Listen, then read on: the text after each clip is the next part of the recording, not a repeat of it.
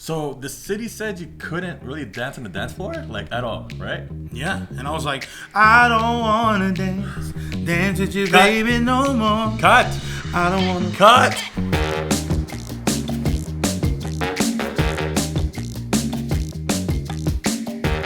Hey, what's up, everybody? I'm Ranuma, And I'm Iz. and welcome to the rnipodcast. Hey. So today we're going to be talking about COVID-19 issues as a musician, That's me. and that's this guy right here. So today, we're just kind of gonna be basically talking to me about how I've been kind of Being a going hermit. about, being a hermit in the pandemic world of coronavirus. Yes. And everything that I'm kind of going through as a musician, and the little steps that I'm taking to get back on the stage. Yeah. But before we get into, because I know he is super excited to get into this so excited. interview, but So excited. let's give a brief background of COVID-19. I'm pretty... Sorry. You know, you're a level 99 smoldering look right now, so... Excuse me. gotta take it Let down a me notch. tone it down a bit. 98, 99. All right. Yeah, so obviously COVID-19, coronavirus has, taken over the globe. The world. The world. One way or another. Obviously, we have people losing their jobs, especially Las Vegas, you know. Las Vegas, the entertainers here, like yourself. Yep. So that's going to be a big question later on for you. And then we have people like myself working from home. Luckily, my job entails, talking to patients, calling them, doing assessments over the phone. So that's it's not really affecting me at all. I mean, not at all, but it has affected me, but not to the point where I'm losing my position or anywhere, And then the crazy thing is now, kindergartners, their first class is in front of a TV screen, or not a TV screen, but a monitor. What do you think about that? That's crazy. Well, to be honest, if you think about it, before they even go into kindergarten, I want to say from ages 2 to 4, they're always in front of a TV. True. You know what I mean? They're watching... Or on the tablet, on a phone now. So these days, kids are watching YouTube of another kid playing with toys. I'm like, what the heck? Yeah. You ultimately start living through other people that way, which is okay, I guess. I mean, as long as no one's getting hurt and everyone's healthy still. True. But I think, you're right. When I saw some of my nieces and nephews going to school for the first time, and it's not in a class, but it's in a virtual class, it does kind of it's like, oh man, that's unfortunate. You know what I mean? Because you tend to learn how to, interact with other people. Yeah. And, you start to learn that, okay, maybe doing this at home needs to stay at home. You know what I mean? Yeah. So... So, and staying at home, obviously what we're doing is to maintain social distancing, which is why we're at home. And then even if you go out in public, we're wearing masks. It's funny because before, the governor didn't really make it a requirement for us to wear a mask. And then all of a sudden, boom, requirement everywhere. You can't go into that store without a mask. It's crazy. And then, as humans, we don't like change. It's not in our nature. You know what I mean? So we easily get stressed out, as if you're moving. For myself, when I move from one house to another, super stressed out, one position to another as far as jobs goes. And then all of a sudden you have COVID-19 coming out of nowhere, just punch you in the face, hello, I'm here. What's up, man? You forget about me? It's the Kool-Aid man. Okay. Just bust down the walls, It's coming through. And then... So the other thing, doing a full circle, in Las Vegas, again, a lot of performers out in downtown, whether it be on a strip also, artists, performers, musicians like yourself. So one of my first question to you is, what kind of effect is the coronavirus pandemic having on musicians? Well, it's been... evolving since the beginning of the whole shutdown or the lockdown. My last my last gig that I did in a venue that was, you know, open to the public, March 13th. Yeah. And around that time, you know, things are shutting down little by little. Just like this place is shut down, this place is shut down, this place is shut down. And then literally 2 days later, the place that we just played shut down. And at that time, I knew that this was going to be a while before we played. I didn't think it'd be this long, but, you know, look at it now. Yeah, it's pretty long. It's like coming on 6 months. Yeah. And I think... Or 7? I remember I think it was a couple, I think within the last 2 months, you had a show over at Ellis Island, I believe. I remember we were scheduled to, yeah. Yeah, you guys were scheduled to go there. And I was actually excited to go because, you know, obviously your band's performing and needed to get out. So, yeah. So I was like, it was on my calendar, like all my other stuff, you know. And then what happened? What happened to that? So the day, I want to say the day before, was it the day before? Yeah, the day before, we got a call from their talent manager, and they hit up our manager and was like, hey, you know, we're gonna have to cancel and reschedule. Right. And, you know, we're fine with that. You know, it's just cool. It's just, it was unfortunate. You know, and they were just like saying that the city came in and they shut us down for the weekend for live music. Oh, yeah. And even before that, so that was like in August, like beginning of August, mid-August, or August 11th, I want to say. Yeah, I can't remember. It's within the past 2 months. I know that for sure. So. And just before that, they were just saying, no live music. Right. I don't know if I told you about this, but a friend of mine who was working at the Margaritaville on the Strip, he contacted me. He was like, hey, man, you know, I got a possible gig for you. And I was like, oh, that's awesome. It'll be like he's like saying it'll be like a trio. So it could be you and two of the guys from the band. I was like, cool. And you'll be starting in July. And I was like, July? Oh, wow, August. Awesome. August. Awesome. And he said it'll go through August. And I was like, oh, okay, cool. And so, you know, we start getting ready in June. We call the guys and we're all excited. And then literally, I want to say like a week later, we get on the phone and he's all like, hey, man, this is a different reason. It was like a clash of interests. Right. And so that's typical in the music world, especially here in Vegas. Like, you know, there's going to be some people that don't really like working with each other, or people that have a hard time working with others, or there's just a miscommunication with how shows should be put. Right. Which is, you know, it's totally within the territory of that kind of career or that area of expertise. And he was just like, okay, yeah, we won't be able to do it because, you know, they're actually, you know, saying that we can only have this amount of performers on this amount of days. And ultimately, that's when the governor was like, no live music. Wow. So you're already limited to begin with. It was already limiting. Yeah. And then he put the ban on live music. Now, we weren't the only ones. Right.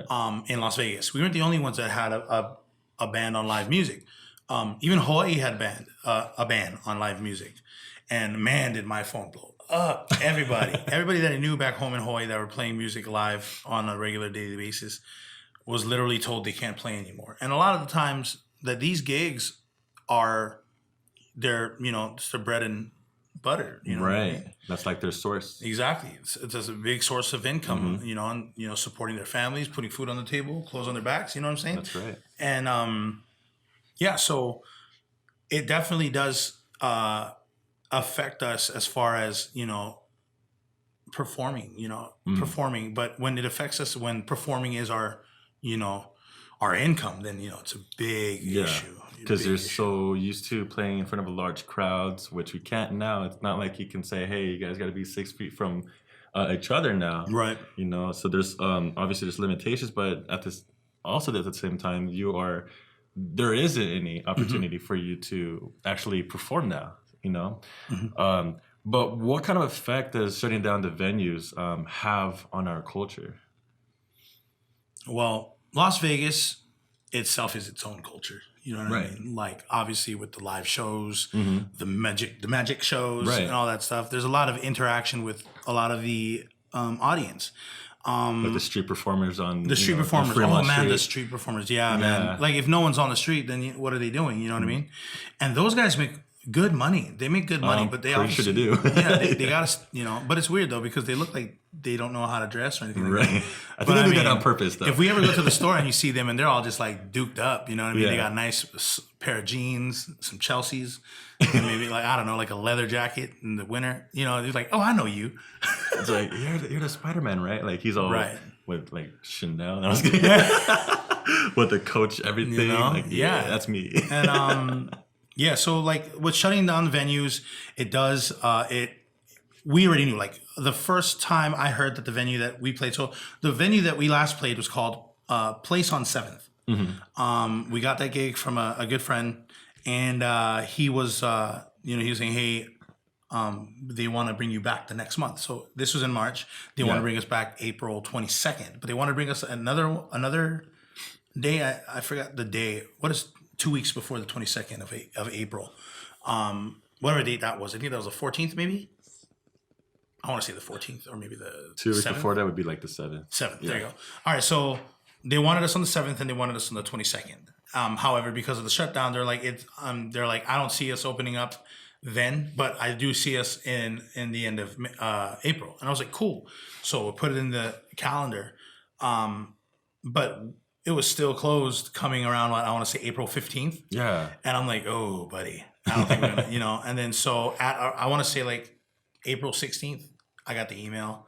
Just like, it doesn't look like it's going to open up, but we do like want to work with you guys. I was like, yeah, let us know. Whenever you guys open up, we would love to play with you, play for you guys. So, So it's kind of like you're just almost like a play it by ear, wait and see kind of status. Yeah. Or status, Status. So, I mean, we were, me and my family were supposed to go to Mexico in March. We were literally just eyeballing the status of the flight up until the night before, canceled. And yeah, we had everything all packed up, all the stuff, the passports, my outfit of going to the airport, Everybody has those shoes and shirts, and slippers. I mean, not shoes, slippers, yeah. So you got to take them off, right? Yeah. You know what I'm saying? For me, I like to wear like the loose clothing because otherwise you're just unbelting and everything. Like, oh, hold on. That's true. That is true. But yeah, it was like Basketball literally shorts. same. Last minute. And then we just, okay, what do we do now? And now we're just at home. The kids are in school, on their computers. I'm over here doing my full time now at home. And she's over here like, well, what do you do? And I'm like, well, the positive thing is at least we'll save some money. And then for now, yeah. And then the stimulus checks, Oh, that helped a little bit. Yeah. So that was a great base of support, believe it or not. But so I know I ask you as a musician, how can musicians ask for support during this coronavirus pandemic? What do you think? Or how do you even ask? Like when you said that only source of income is that performing, what can you do to ask? Like the GoFundMe, obviously, and you got other stuff, So you kind of do it. You kind of have to work in a way where you're still kind of performing for them. Yeah. You know what I mean? You want to give them. You can't ask for money for free, especially as a musician. It'll hurt your pride a little bit. You know what I mean? True. Just like I don't want to ask people for money for something that I know I can do for them, even though I'm not in front of them in person. So I decided to go and take the live route and go live. And I had already gone live a couple of times. I didn't make it like a normal thing, but I figured I saw it like in March. I want to say in the beginning of March because stuff started to shut down. I was like, oh, well, people's probably going to start going live. Yeah. And I called that because there's this thing called Quarantine Karaoke. It's a group. It's a private group. And I was invited to that bad boy. But there is like, I want to say there's 700,000 people on that. Is this on Facebook? This is on Facebook. This is a Facebook group. And people all over the world are singing on this group. And I'm fortunate that I went live every time I was here. Actually, I did live here. I did it once here, and I did it twice at my house. And No, 3 times at my house. But it's hard because it's a private group, so you can't really just kind of share it anywhere. But I was able to do it. And so the best way to do it would be through giving them the option to tip you. It's not like, please tip me and I'll sing this song. That's what you do in person. Be like, if you guys want to sing a cover, go ahead and write that down on a $100 bill. That, that is funny. Like, I mean, I do have some friends that do that even on virtual shows. But, they're classy about it. It's all jokes, you know what I mean? And you're not obligated to tip us. So if you wanted to watch me sing, even though sometimes you may pay $10 to see me sing, if you wanted to watch me sing, you could do it for free. You could do it easily for free. And that's no problem. You know what I mean? And a lot of people don't realize this, but your view is also important. Sure. Every view that any musician gets helps the musician out tenfold. You don't even see what's cool about it is, and this is for people who do want to support musicians, even though they can't be there in person.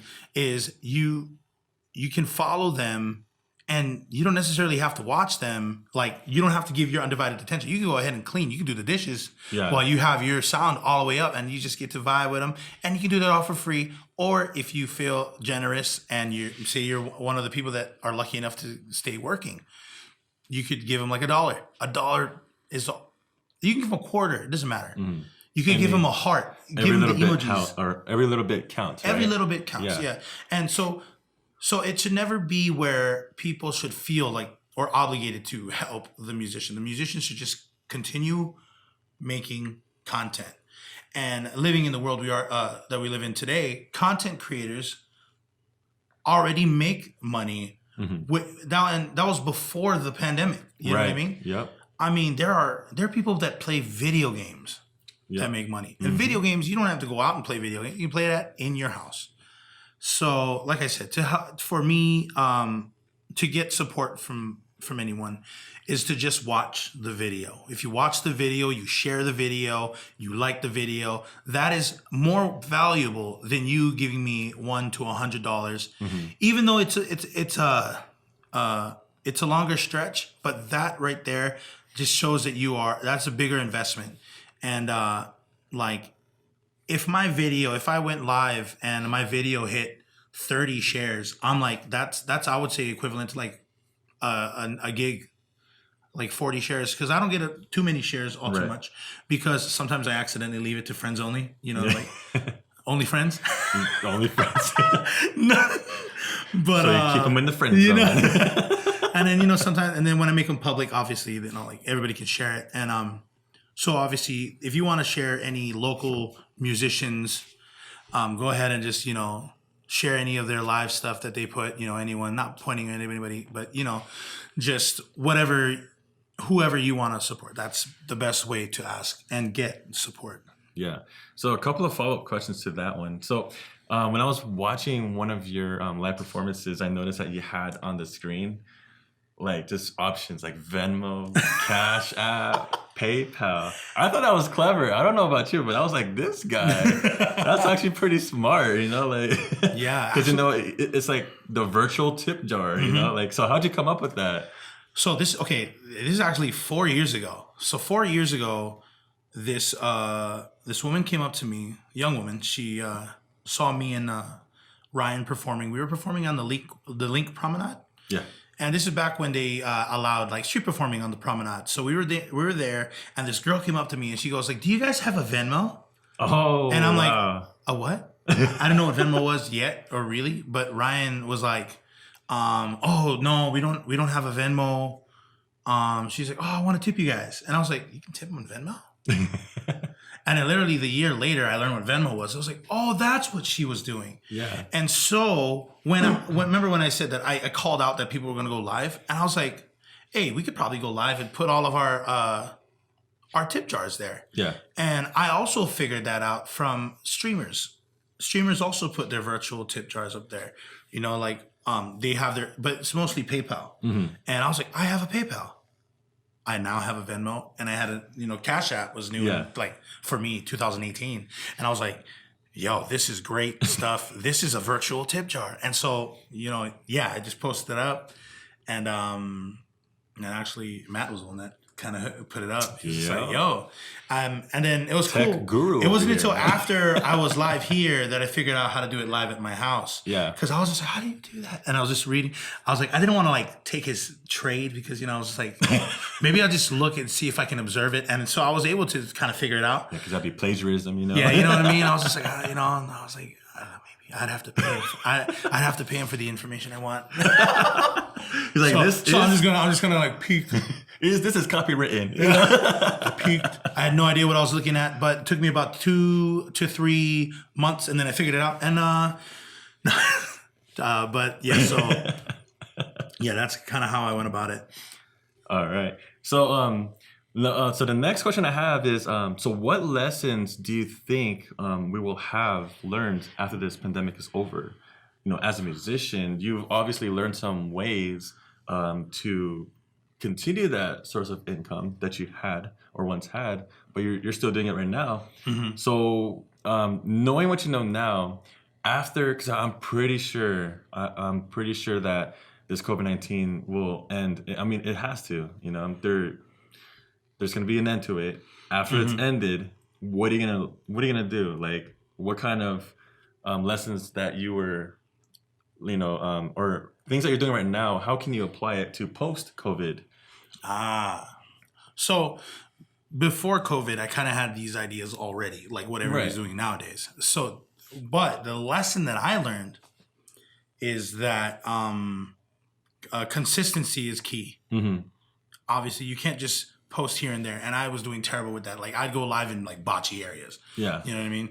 And then, you know, it just kind of changes up how or when you kind of schedule yourself. And just recently, like so far, I've been staying on schedule for the past month, 30 days. I want to say, you know, a pat on my back on that one. That's really good for me. And another lesson too is you end up learning more about what you didn't know. So like for me, like I do a lot of audio engineering and video engineering, but very basic stuff, you know, like YouTube, YouTube beginner level kind of, you know, and, but my audio engineering is actually, I would say pretty up there. And so I tend to do more learning on that front. Yeah. I took up, more IT learning. You end up learning more ways to try to better your life when you are forced to. I feel like a lot of people can change for the better when they are forced to do it, even though that they don't want to do it or they feel like, oh, you know, it's not the normal thing. Well, that's one way to change and evolve. You know what I mean? That's probably the biggest lesson right there is evolving. Right. You evolve as a musician. You know, not only do you learn audio engineering, you learn video engineering. You learn how to take better photos. You learn how to edit better photos, edit better videos for your YouTube. Right. You start doing things like podcast. You know, you create. Oh, you can also do collaborations. Yeah. Oh man. Yeah. So there's tons of stuff. It seems like tons. Yeah. My friend in the UK, Rachel Marquez. Shout out to you, Rachel. We went to high school together in Alaska. And now she lives in the UK with her husband. Nice. And she does singing and she does acting, and so does her husband. And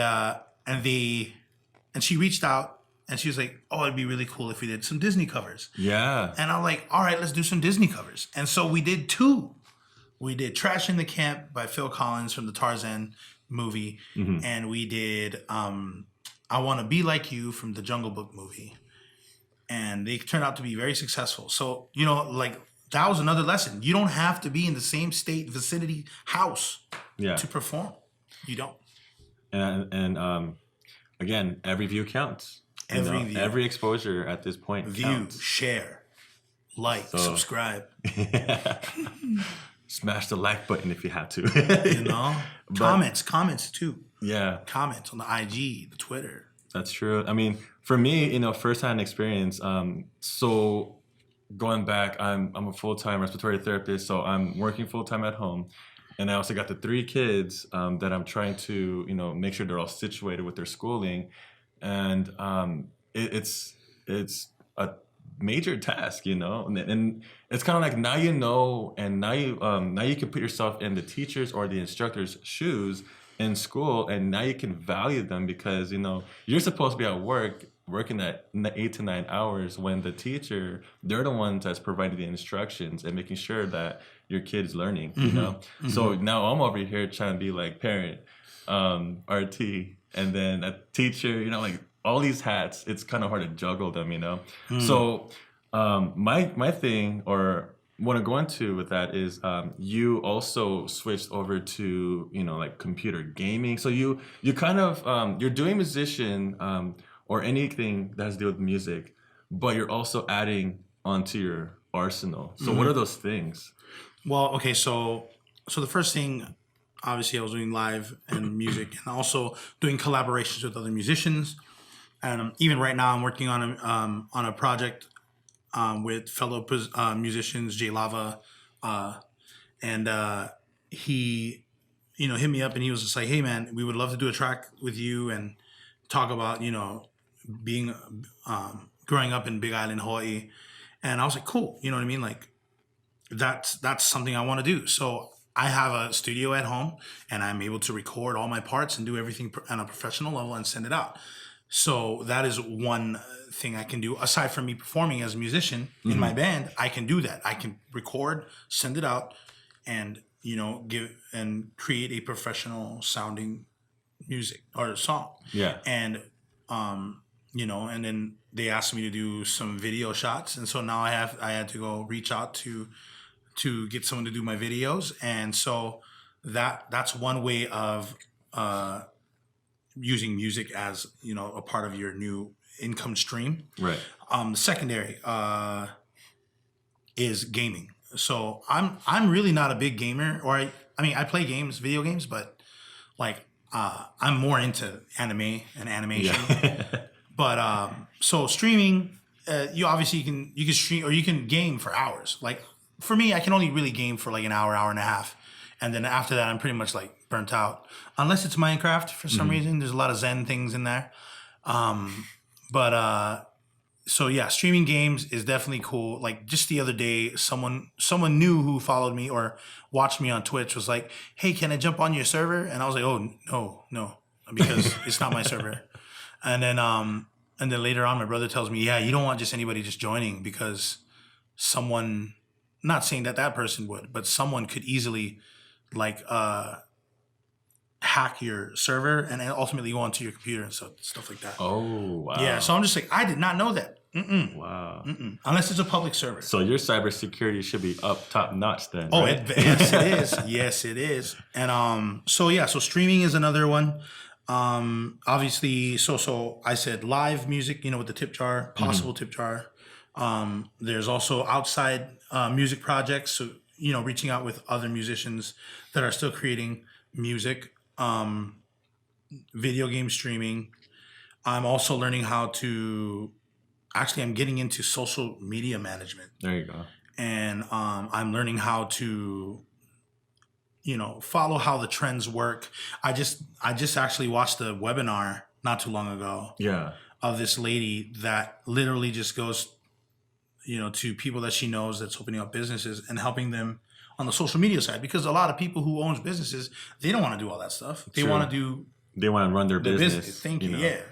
And so there's that. So I'm looking into that. There's also IT. You know, I'm studying that as well as another way of, you know, making some income. And what's cool about IT, like, I don't know if you guys watched the last episode, but go ahead and watch that. But you don't have to be in an office to work as an IT specialist. That's true. So you can wear whatever you want. So a lot of the things that I'm choosing to do doesn't require me leaving the house. Right. Social media manager, you don't have to leave the house. However, it is definitely better to, but you don't have to. Network, right? Yeah. Yeah. So there's tons of things that I've kind of came up with. Also, I haven't really started yet, but you know, I could also edit stuff for you, like on a basic level, you know. And normally I give out that kind of stuff for like free. Yeah. But like depending on how long it is or how much work I got to put in, then, you know, you can trade an ebook, you know. Yeah, exactly. Yeah. And then the last thing was ukulele courses, online ukulele courses.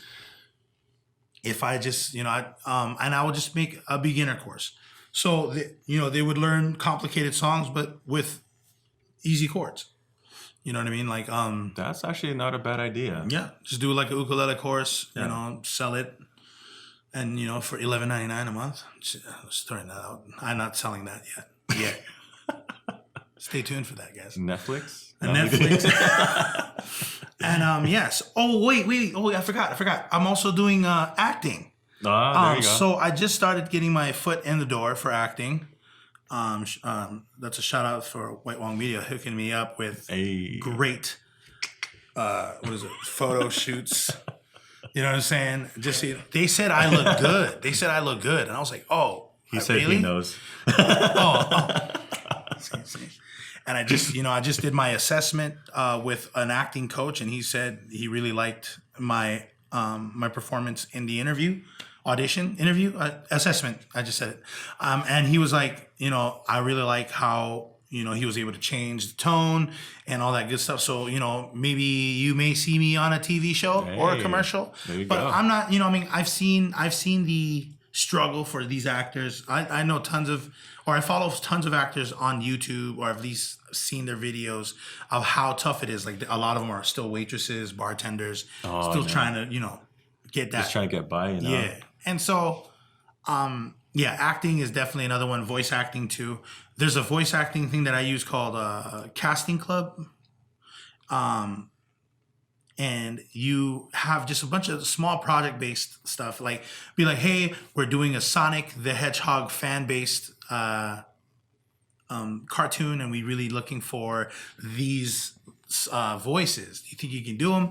And some of them are free, some of them are paid for.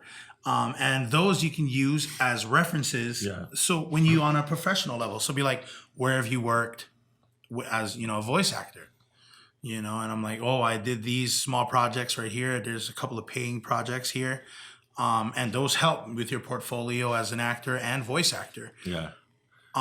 When I was being interviewed for before the assessment for acting, he was saying, like, what else do you do aside of performing, with your band? I was like, well, I did do a couple of commercials. I did a couple of, on Pandora. I was on Pandora and YouTube. Right. I did musicals, but those are in high school, so I don't know if those count.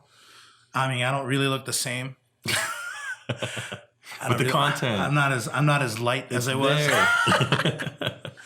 Yeah, but, I mean, at least you can put down I was Tails, from Sonic the Hedgehog, instead of Knuckles, which you should be, or Shadow, Do you know the way? So it looks like you had you have a huge list of what you can come up with as far as finding out more ways to get more income. Mm-hmm. Even that, it looks like you're working towards extra income other than musician or being a performer and whatnot. Mm-hmm.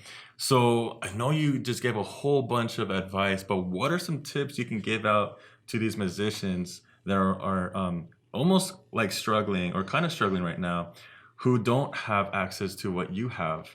Like people that are watching this podcast or are watching the podcast or hearing or listening to this podcast right now, what advice can you give them as far as them not being able to do what you're doing? Because, obviously you're a talented guy, so they need some kind of skills and talent to do all that you're doing. So I think we can break it down on the basic level. What can provide as far as tips goes? Okay, let's see. First tip, schedule everything. Schedule organization, everything. Right?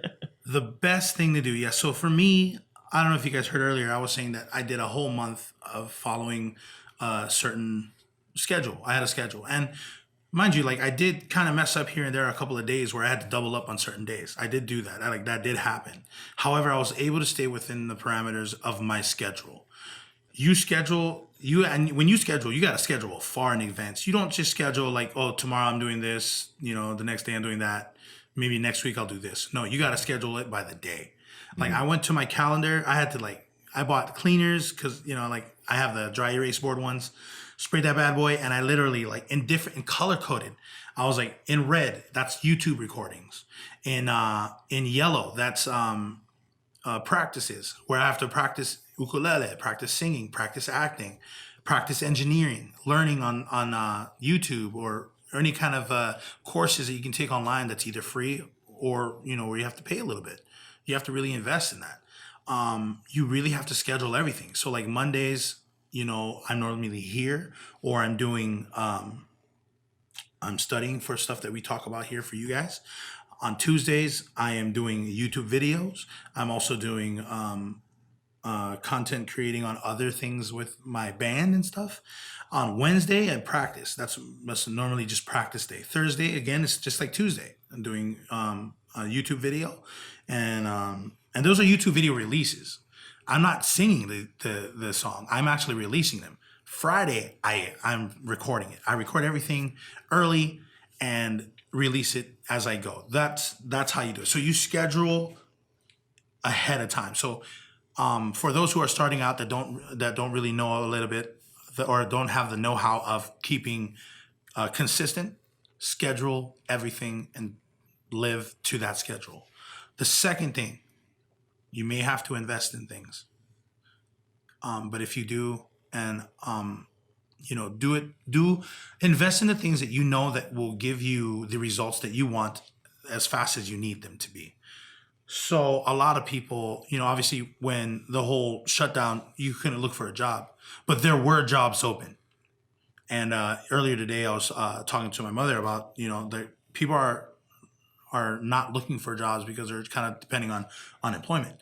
But there are people out there that's hunting for jobs that really getting it. But say everything opens up, those positions won't be open anymore. Mm-hmm. You know what I mean? And those people who aren't working will still be not working.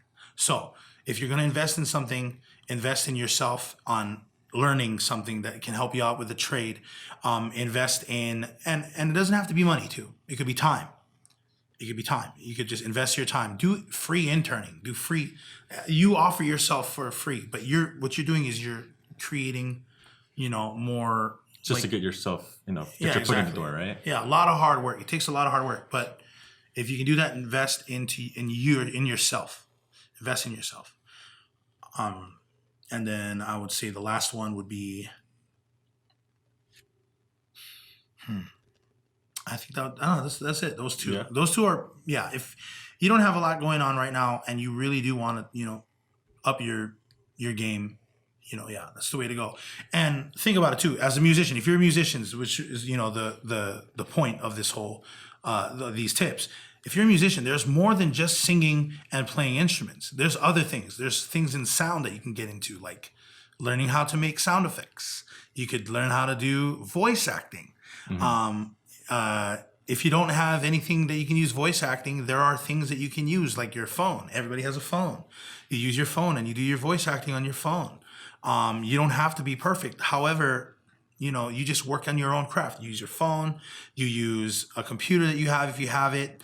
I mean, a lot of people don't understand what they already have, and they're always trying to focus on what they don't have, like me in the beginning of this pandemic. I was just like, oh, dude, I got to buy this. I got to buy that. I got to buy this. I got to buy that because I don't have any money. And then I realized, I was like, I'm not making the same amount of money that I just invested. Messed up. So don't do what I did. Do what you're going to do and make that change, and you will be successful. All right. So I want to end on a good note. So earlier in the podcast, you were saying that, the show that was supposed to be in Ellis Island got canceled. Mm-hmm. But one thing that stood out, I thought it was pretty cool. What did you guys end up doing during that time frame that you guys were supposed to perform? We went live. Yep. That was pretty cool. We went live. Because we're just like, well, you know what? We can't perform, in front of people. We're going to do it together as a group because we were scheduled to. Oh yeah, that was the day that we were told that it was canceled. It was Wednesday. That was the day we were going to, practice. And we're just like, should we practice? And I was like, yes, let's practice. We haven't played together for 3 months, 4 months, 3 months, I want to say. And so us getting back together on live was actually not only for the fans, but also for us. We're like, do we still got it?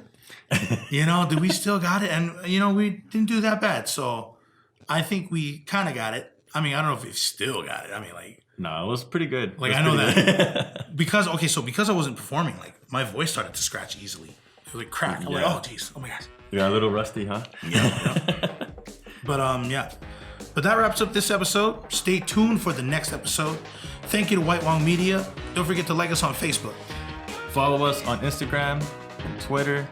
Like, subscribe, share, and drop a comment on YouTube. All the links are down below. Thanks again for tuning in. See you next time.